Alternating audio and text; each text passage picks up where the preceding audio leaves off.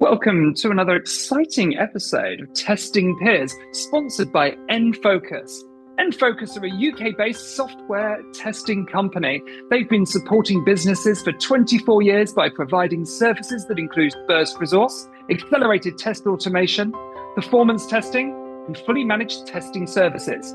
In 2021, they launched the Test Automation Academy to create amazing testers, and they've now created jobs for 48 people in our industry in just under 3 years, which is amazing. Please head to www.nfocus.co.uk and info@nfocus.co.uk for anyone wanting to get in touch.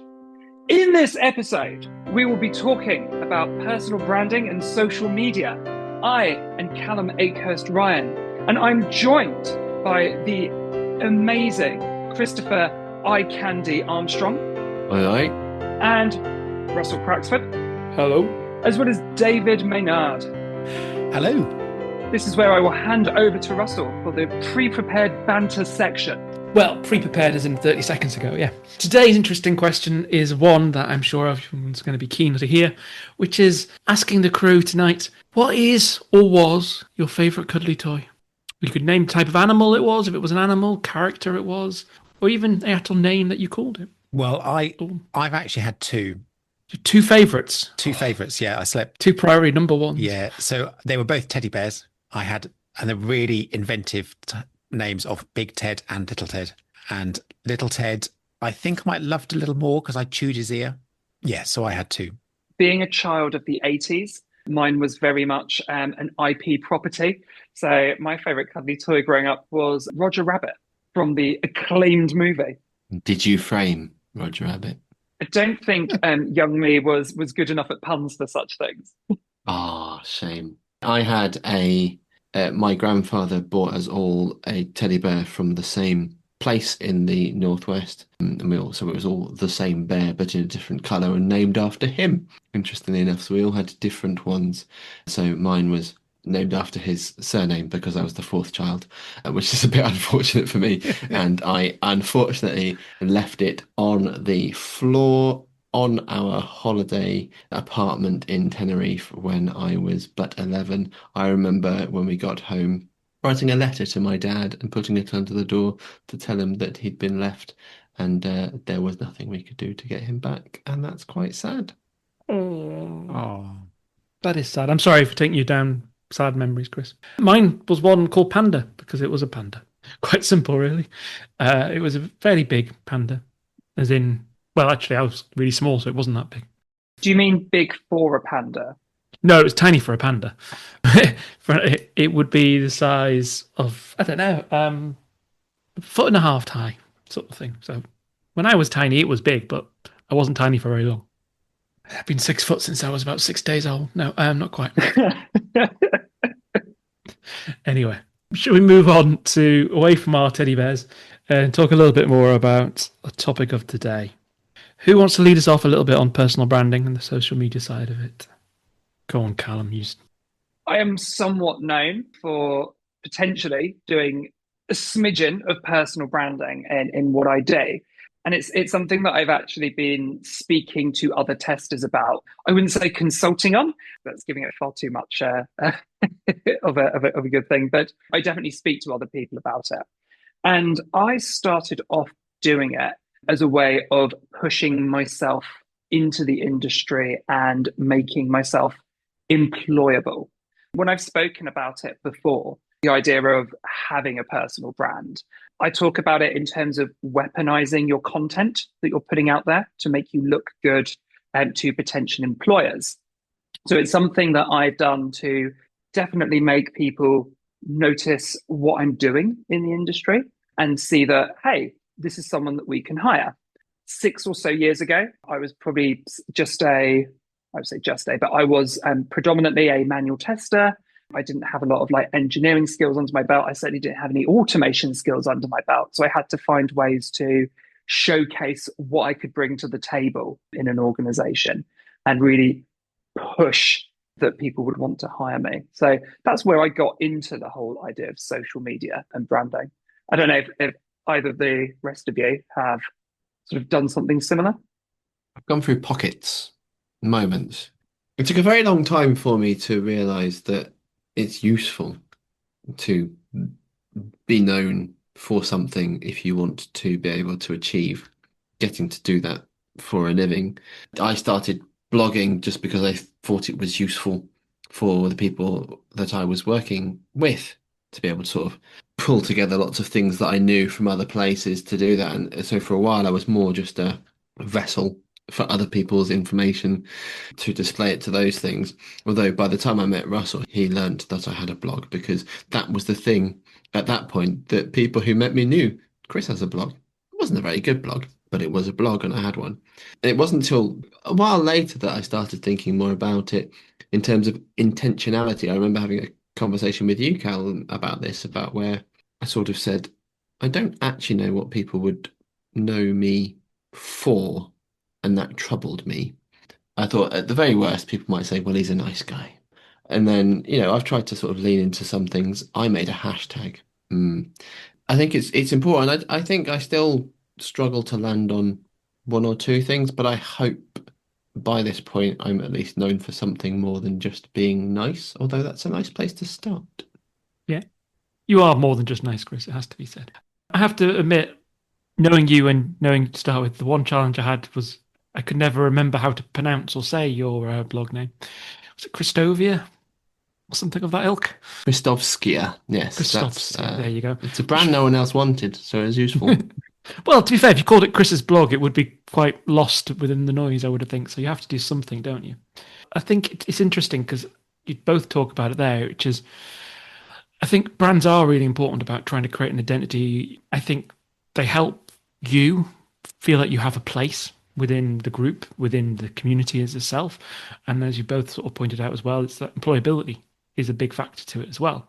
But it's great that if an employer goes and Googles you, searches for you, they can find something that you did or do, talking publicly, blogging, podcasting, companies you've created, you name it, but they actually have a positive kind of visibility on the internet in this day and age is quite a good thing. So I think it helps you get in front of an audience. It helps you if people want to kind of validate what you say, for want of a better word, see whether you're someone that's worth listening to. Be that an employer, be that just other testers in the community. So I think it is quite an important thing to do. I think it's also can be challenging. Like for Chris's sake, Chris Armstrong, where I live, northeast of England, is quite a common name. And that makes it harder to make yourself visible at times, I think, whereas me and Callum have probably got quite unique names. But that's really interesting because it's something that I think I spoke to David about this earlier today, in fact. I think my brand is less my unique name and more the black and pink infographics and or otter kind of thing. If people think of can I make Hurst Ryan? In fact, I chat GPT'd myself. What came out of it was something along the lines of like, oh, he's focused on high contrast neon-like color palettes with black pink and electric yellow and bold blocky typography. I'm known for what it looks like, and then it's associated to Callum rather than the name Can I Make Hurst Ryan being associated to something. So you don't necessarily have to rely just on your name being the thing that travels forward. You can attribute something like visual to it. I use Ramon the testing otter, which is a mascot, which I haven't done for a little bit. That's something that I've put out there that really helps. Again, the infographics and the specific color and typography that started life as a PeersCon poster, and then I continued it on. But again, that's very related to myself. So there are definitely ways that you can push yourself into things. You think like we've also got other testers in the community who are just synonymous with certain types of testing. You think of like Ali Addy, who like focuses on like accessibility. We've got people that like really like it's not their name that carries it's like the type of thing they do that's synonymous. Is that something that Chris, like you've got the most generic name of us all, unfortunately? Is that something that you strove to do? The thing is, I'm not a particular type of tester, and I don't think I really wanted to be either. That probably made things hard. It was probably only once I spoke in August with Dan Ashby that I was sort of challenged to think about a thing, and that was what he ended up blogging about, which was what's your word? And he said he'd been challenged about what's your one word by his CTO, and he came back several times on a loop. This one, no, come again, think about it, and landed on what his word was. And it sort of challenges you to sort of think, what might your one word be? That one thing that sort of permeates through what you do, how you are, what you're trying to be, to represent as your brand. And while it isn't a word that I necessarily use, the theme I think I'm using that would be my word would be connected. That's interesting because I was thinking of a word for you, and connectivity was the word I came up with. It's working. As Callum mentioned, we had a chat today. I'm at the beginning of my journey of personal branding. I realize that people are aware of me as part of the testing peers, and I feel that I want to have my own identity as well as the great identity that is the collective. See how I pulled that back there. Good save, David. Good save. And my stability in my job has been a part of that. But also, I think my ability to have a voice, you are putting yourself out there as a personal brand. And I haven't always had the confidence in being able to have that voice. And I struggle a bit with communication, especially the written way. And so therefore, that has always been a sort of held me back. And from what I've known about the testing peers is we always try things new, we do things different. So I feel that now is the time to start that particular journey. And so yeah, so for me, I'm starting that journey. I'm trying to find out what my key skills are. I'm trying to find my own voice. So I'm being able to speak to people through my personal branding and what I actually post. I am totally aware that by putting ourselves out there, we are open to criticism. We are open to people actually challenging what we're saying. But as long as, for me, as long as I stay true to myself and I don't get drawn into the potential details or, for it to explode, things can be constrained a little bit. And so being aware that people can criticize and it's okay to criticize, and not to take it personally is really, really important. And I'm aware of that totally. So we did discuss sort of coloring and things like that, because I think that the other thing for me is consistency of message. And if you want to create a brand, it's consistency of message and beliefs and ethos. And as Chris was saying, connectivity, he brought the testing peers together. So even that is part of that sort of thing. I'm still trying to think about my word, and I'm sure Russell has probably come up with, may well have come up. Oh, he's thinking now. I hadn't even thought about myself. That's where I'm coming from, and I'm keen about personal branding. So therefore, it's quite a poignant conversation for me today. I must admit, the side of branding of like true to your message and all the rest of it, reputational, like true to yourself, find that identity. I think it's really quite an important one. I hadn't personally thought of it in the side of the style of communication, the branding in the sense of kind of like corporate branding, if I've always seen it, which is the typography, the visual side of it. Because quite frankly, I do whatever LinkedIn does or what Twitter does most of the time. It's only through testing peers and through doing the conferences and things that we're doing that actually that side of branding's come into even my head at all, which is interesting because you're right, Callum. I'm familiar with seeing any pictures and posts that you put up there and out there sort of thing. And it's the pink and it's the so on and it's the style of it becomes quite apparent. And same with Chris's blogs. There's a style to those blogs. There's a way in which he speaks that you do get to sort of familiarize yourself with. And ours has become a podcast, really, hasn't it? It's become banter at the start almost. And these sorts of things we do. But it's interesting. It's a part of it I hadn't really thought much about because I just put stuff out. I was saying this morning to Callum, actually, is that there are certain people who are in the way that they write, because they are honest. You imagine them actually hearing their voice speaking it. And I think that makes it more authentic. If you know the person and you can hear their voice doing it, then it feels like they are talking almost personally to you and you're resonating with their message. Key to a lot of what we're hearing in this and what seems to have worked. David, you talked about consistency, and then Russell, you talked about being able to associate that typography and styling to somebody. It's something I learned from Richard Bradshaw was rules of advertising. The rules of advertising are basically you need to put something in front of people's faces 6 times for it to really land as a message and to get into their heads. Now, content, if you're just talking or even like a tone of voice, Content flexes, it changes, it's ephemeral. So that's not putting the same thing in front of someone 6 times and getting it into their head.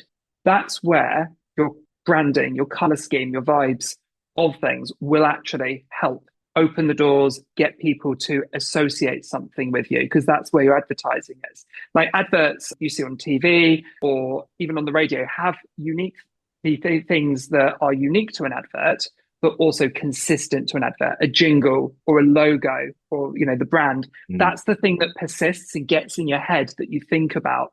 And that really helps with getting people to associate you with a brand or giving you that brand. So if you sort of say, oh, my tone of voice is my brand, that forms part of it, but that's quite hard because what you'll be talking about is quite ephemeral, effectively. Yeah. So it's an additive because it makes you more of a person, which is great, but it's not the thing that's going to catch people's attention. It does need to be intentional, I think, in order to be successful. Now, it might be that you've achieved something naturally, but when you uncover that there's something's happened, it's kind of leaning into that with a bit more intention. The point you said that Richard's advice about putting it in front of people more often than once, that stuck with me for a long time because I had a real hard time reminding people that I'd written about something more than the day that I had published it. I didn't like it. I didn't feel like I wanted to be pushy. I was like, it's there. People can find it if they want to. But, I felt kind of all quite reserved, quite worried about being pushy and this, that, and the other. And it's interesting because in the workplace, you want to be known for particular things, be invited for particular things. So those common threads that you're trying to pull on all of the time are ones that you're involved in, and you become a bit of an earworm. And yet when it came to public facing stuff, I really struggled with the whole concept of hammering that home. And it did stick with me. I still don't like reminding people very often that this has happened, but I have got better at it. But I do try and put a twist to things and say, oh, that's interesting, or we did about this, or I think this might be useful. But I still feel more comfortable pointing it at other people than myself. I would be much quicker to go, that's really interesting. Have you seen so and so talked about it? What about this? What about that? And there's definitely something to be said for being a team player and helping people, funneling people to your peers and your colleagues' content. If you are generating a bit of a brand and you have a need for employability or because you've got a message that you want to put out there, I guess there is inherently a bit of egocentrism that comes into play and trying to draw people into these sorts of things. Because I talk to it a lot, you're weaponizing your content to help put yourself out there. Part of that can be being connected, in your case, Chris, and helping move people to other people as well. You'll find that doing things like that, commenting on things and sharing other people's things, makes the algorithm love you. And that's a key thing, is to learn how to manipulate the algorithms on social media to get more people to see your stuff when you do put it out there, and being social and connected. Do you think the algorithms have changed in the time that you've been more intentional with your social branding? I'm very keen on this because I also hate doing the things for the algorithm in terms of my own content, and it hurts my little brain when I'm trying to do those things. I tried it last year. Like LinkedIn had the button to sort of, beautify things with AI, add the emojis, add the hashtags that I don't really care about. I sort of look back on that and cringe a little bit, but then I also realized that I learned stuff by experimenting and trying it. How do you learn the algorithms? The algorithms are constantly changing. It is true. And a lot of it comes from hearing what works from other people as well, just seeing what works for yourself. You can easily be shadow banned. Shadow banning is a practice where your content is not put forward onto other people's feeds effectively. The things that will stop your content being seen are posting links to outside sources. LinkedIn specifically hates that. They want to keep you in LinkedIn. Using too many hashtags these days, because it's like, too diffuse, you're spamming, you're trying too hard. How many is too many? More than about 4. Okay. Things that help you in the algorithm are to use the LinkedIn's own specific article writing. It likes that because it keeps you on LinkedIn, loves that, pushes those forward. Talking about trending topics, there's always at the side, there's trending topics and stuff. Predominantly, it'll be things like AI at the moment. That's always up there. Other things, if you really become desperate, and I don't advocate for this because it sets our industry back, but hot takes that get arguments always generate things up the algorithm, because the more reactions you get to something, the more comments, the more likes, the more reshares, the more views. Just success begets more success. It pushes you up, right?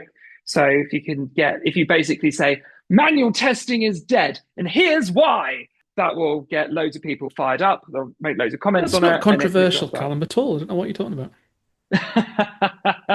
But is that something that you really want to be? Like, how would that help you get a job, for example? It depends what kind of job you want at the end of the day. If you're going to go work for a bank and be an SDET and your manager believes in that, then sure, that's fine. It might not work across the industry. But again, it gets your name out there, doesn't it? That's the thing. So it could just be any sort of publicity is good publicity type style. That if your name's out there. Is it worth occasionally putting something controversial in order to create traffic, as it were? I literally just did that. I posted a hot take. My hot take was, actually, developers make really good testers. And it got more views and more content and responses than anything that I'd posted beforehand. I stand by it. I think, I am a solo tester in an organization. I grow my own testers out of developers. I stand by that, but it was a seemingly hot take. So again, you can really look at what other people are talking about, what they're fired up about, and then throw in another little commentary, and that might inflame more people. The other way to get up the algorithm is just to like other people's stuff, comment on their stuff, reshare it, because then your account is seen as someone that's, a positive influence.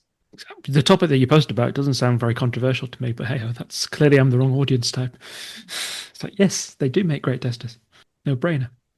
I think that's probably a whole discussion for yes, that's a different podcast topic, that one. Bring me back and I'll talk about that's that. That's episode 146, listener. That will be what we do on that one. Yeah, go on, David, try and schedule that one. We've talked a lot about personal branding. This topic is also about social media itself. And, since we've started testing peers, social media has, in the past 5 years, changed such a lot. So where would people most recommend that people do post for testing and leadership nowadays? MySpace, every time. Only the real ones know. I thought Bebo. No, that's going to an end. AI's killed it. If you're trying to use a brand, if you're trying to effectively put stuff out there that you're hoping other people will see, you're hoping that potential employers will see, or you're looking to outreach to other industry sort of specialists, either as other engineers or other testers, I've been recommending focusing on LinkedIn. That's the place where most people will coalesce and go to. It's very visible, it's very searchable. That's one of the places that I've been recommending. That, and also YouTube. People look up testing content on YouTube. I do it when there's a new tool or a concept I want to learn about. I look stuff up on YouTube. So those are the sort of places that I tend to go for. I haven't been so much looking at things like X or Blue Sky because I think they're a bit more related to interpersonal relationships and interactions. So less for content, more just for like hanging out with your peers and your buds.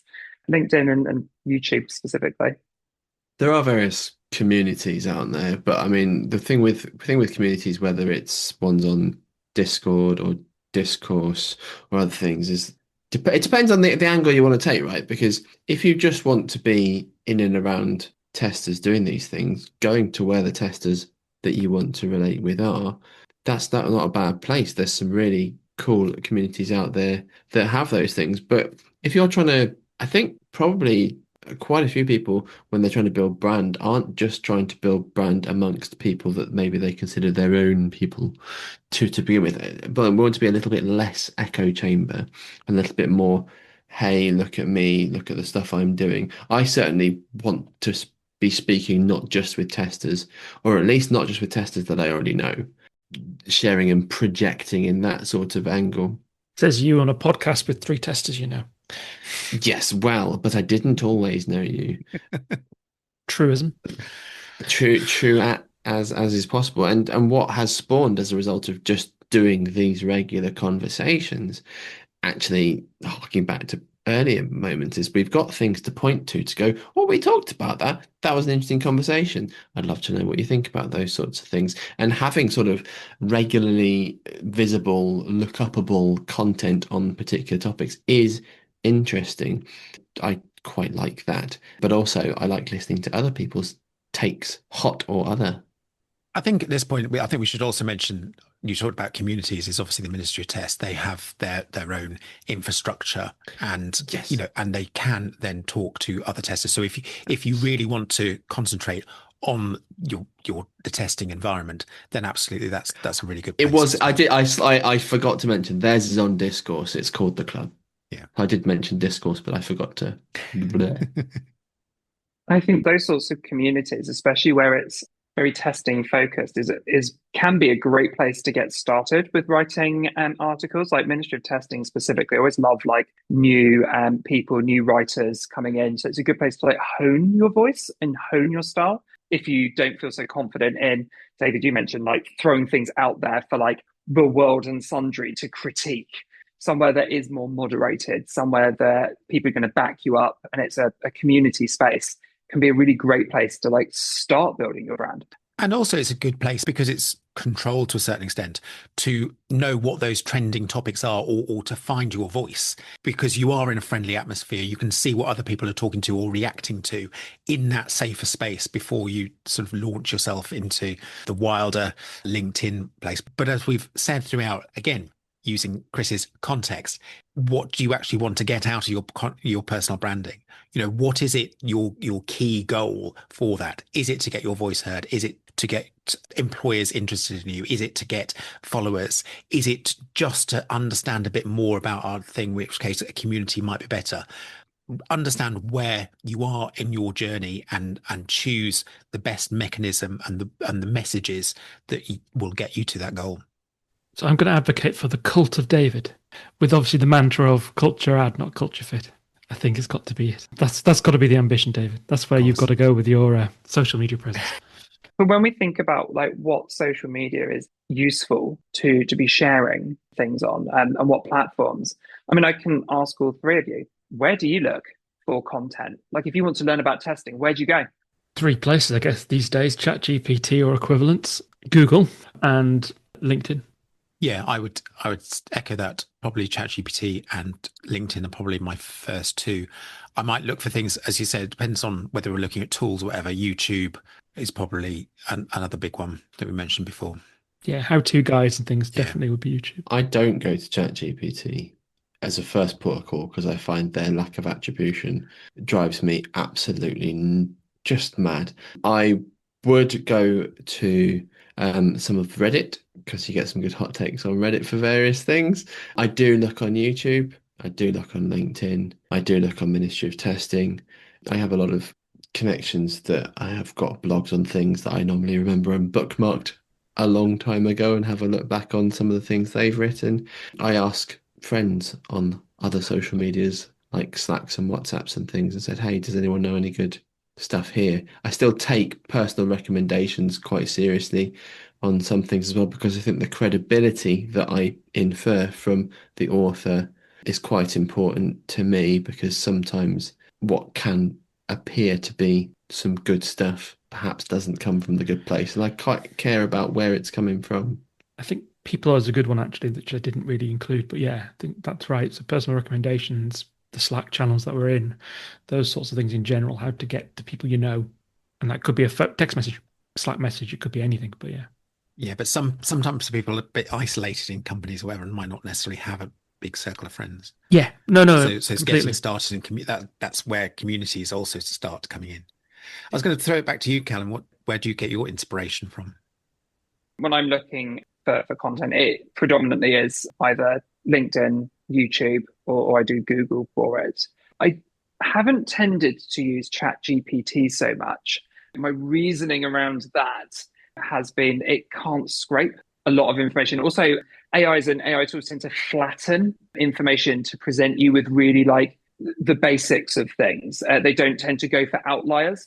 So if you're working sort of in like an extreme industry, if you're working in a startup, if you're trying to have to create things, it doesn't necessarily give you a lot of that information out there. And the same for like personal branding and the stuff that it tells you about a person as well.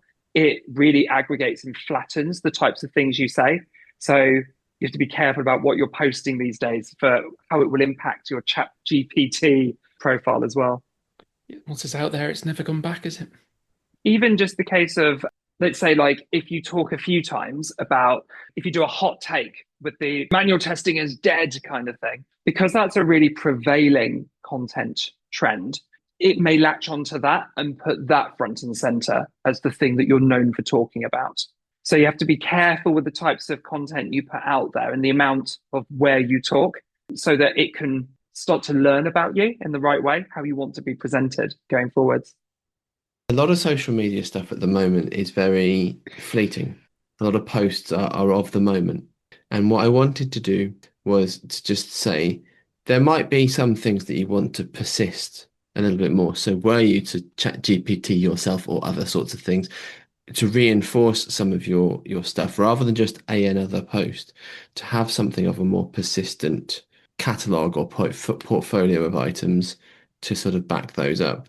Cal mentioned earlier LinkedIn articles as a really kind of good way of hitting LinkedIn on things. But I started exploring earlier, I think it's last year, and I cross-posted. So I posted articles on LinkedIn and then posted on my own personal blog site as well, so that I had a bit more of a persistent thing that was outside of the control of the social media folks as well. So I could still hit that algorithmic stuff, but I had an own hosted thing of my own to persist that particular stuff that I was interested in persisting upon. Persistence. You are very persistent. Thank you, Chris. So now is the time to wrap up. A perfect time to end. Thank you so much for listening. Thank you so much, Callum, Chris, and Russell. Thank you so much for our sponsors, nFocus, and not forgetting the PeersCon, which is happening in Nottingham on March the 12th next year. We have now finished the call for papers when this comes out. Therefore, you've missed the chance of that, but you can still get tickets. So please go to testingpeerscon.com for all the details of how to get there. And we'll look forward to seeing you. And we will be announcing the speakers and the program at the beginning of next year. So thank you so much for listening, and please tune in next time for another exciting episode. See you soon. For now, it's goodbye from the Testing Peers. Goodbye.